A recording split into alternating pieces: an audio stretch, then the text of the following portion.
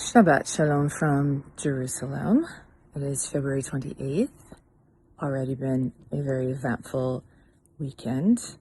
I woke up about 5 a.m. this morning and heard fighter jets flying overhead, and this is an area that doesn't get planes, so I understood what that meant. Wrote my friends in the Air Force and I was like, oh, I hear you guys hear your planes, so I guess we're on.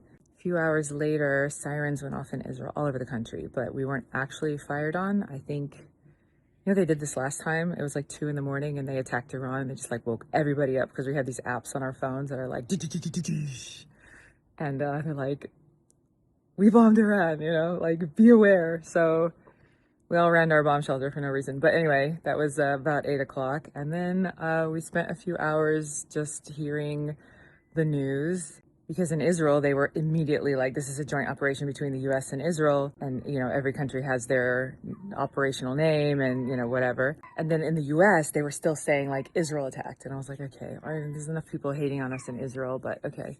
They eventually got confirmation that it was both the US and Israel. Tomorrow is actually supposed to be costume day for Purim. We celebrate Purim, which was essentially the holiday and the story of Queen Esther, where we were delivered from Haman and from evil men in Persia, which is modern day Iran. It kind of felt like in the months leading up to this, that was like, I wonder if they were gonna do it around Purim. It seemed so fitting to have another story of deliverance during that time. I just, the downside is that all the costume parties that were planned for this week are probably off, and we're going to hunker down for another difficult round. Israeli airspace is closed. Non-essential personnel were told to leave yesterday with like no warning. It was like an announcement that came out yesterday, and it's Friday, and Friday is difficult to get public transportation. A lot of people don't fly, and a lot of flights don't go out. El Al doesn't fly out. So today the airspace is shut down, and people that are at the airport, I think they had like 27,000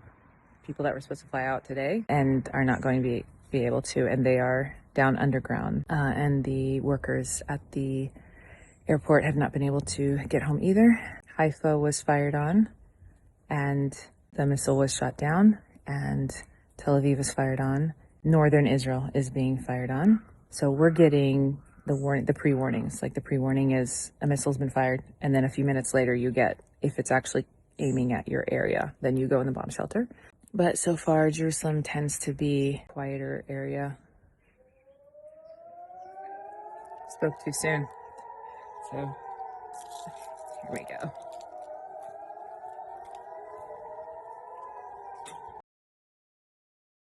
I heard Trump release a speech, and the first part of it was just kind of technical, like this is why we bombed them, because they've been a threat to us, blah blah blah, and like a threat to the U.S. citizens. They've held U.S. hostages, they've killed U.S. citizens, like just kind of making the case. And then he basically said to the Iranian people, it was so moving to me. I'm not a person that is moved by political speeches. I don't really care about politics, but he's like, for 47 years, you guys have been crying out and begging for the world to help you and free you from this evil regime. And no one has listened. And now we're listening, and now we're here to help. And this is your opportunity. Like, take your country. Here's your freedom. Let's see what you do with it. And it was this moment, and it felt like the moment where the children of Israel had been crying out in misery in Egypt for 400 years, and then finally the Lord answers, and it was so like, okay, let's see what you do with this moment. Like, here is your freedom. And it was